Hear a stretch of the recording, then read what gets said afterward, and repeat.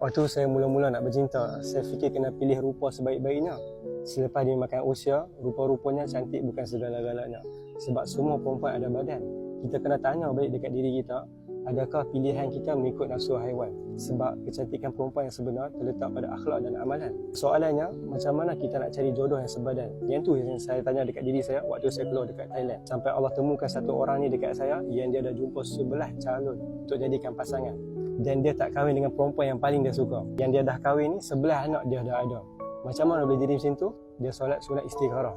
Dalam banyak-banyak pilihan, kita kena letak solat istikharah. Sebab pilihan kita tak tahu sama ada baik tak baik. Kita kena biar Allah buat pilihan. Macam mana tu? Dia cerita kat saya macam mana 11 tu dan dia boleh kahwin dengan isteri dia. Dia cerita ada satu perempuan ni, bapak dia gari dia dalam mimpi. So dia tolak. Lagi satu, perempuan yang dia suka ni, dia nak pergi jumpa tapi hujan.